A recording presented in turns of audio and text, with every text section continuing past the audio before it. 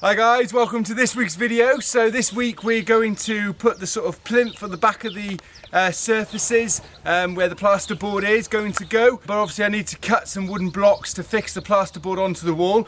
So instead of going back and forth to my man cave, it's a gorgeous day. So I've set up my circular saw here and we need to get on with it. So let's get going. So what we've done is we want to create a small splashback at the back of our surfaces. And obviously because we've got stone walls which are uneven, we've screwed little blocks of wood like we did with the kitchen cabinets, and we've screwed different size blocks of wood to the wall and then screwed one big beam or one small beam across it all, which will allow us to then screw the plasterboard to, which will then give us a nice even finish on the back of the kitchen surfaces, which we'll then tile on. So that's what we've done so far. The next thing to do is to start putting the plasterboard on. So what we've got here, this is where our gas rings are going to go, and we're going to have an extractor hood.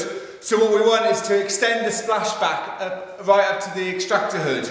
So again, what we've just done is put some wood beams there which will fix the plasterboard to, and then we'll tile all of the splashback there with our tiles. So we've now boxed in the back of the surfaces and obviously we've put a cover vertically and horizontally to box it all in and then to kind of level it or get it straight to the wall. I've also boxed in behind me the pipes and put the insulation in.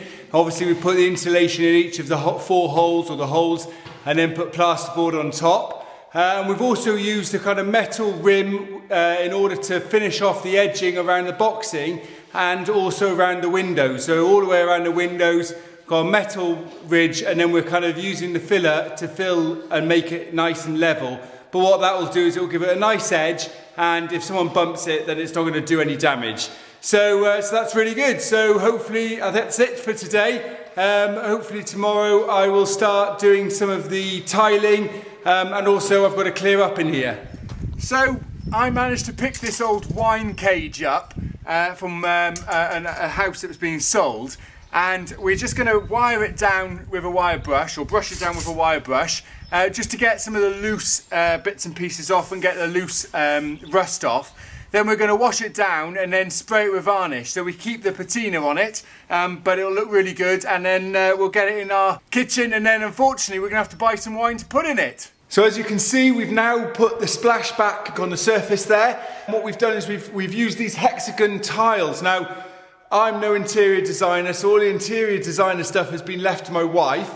And she's picked these, 1, because she likes them, but 2, because it's a slight nod to France. So in France, they call France le hexagon because it's shaped a bit like a hexagon. So she thought it'd be really nice to kind of have that tone of French in our kitchen via the hexagons as well. So, which I think looks really good, I'm happy. But it made life a bit harder because they're sort of more of a complicated shape. So what we've done is we actually laid all of the tiles out, and I cut them all to size, and I cut everything ready. Then we made the tile glue and then stuck them in situ, and then if we needed to make any changes, I did then. But it meant that it was we could sort of stick them on straight away. So the prep work on this was very, very important. But we've just obviously stuck them with tile glue, and we've done the whole kind of splashback and the sort of horizontal bit. So it looks really, really good, but obviously the next stage would be to grout it and then put some edging, which we'll do another day. But the electrician's coming today, which is very exciting because it's his last day. He's going to finish everything off, put the lights in and everything else. So I'm really looking forward to that. And I've also got to get a coat of paint on the wall.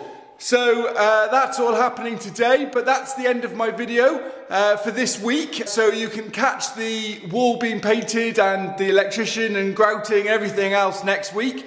Hopefully we're going to start moving furniture in next week as well. So I look forward to showing you all of that. Make sure you click the bell to subscribe and the bell to be notified of all future videos so you can see what it's going to look like. And I'll see you next week. Cheers guys, bye.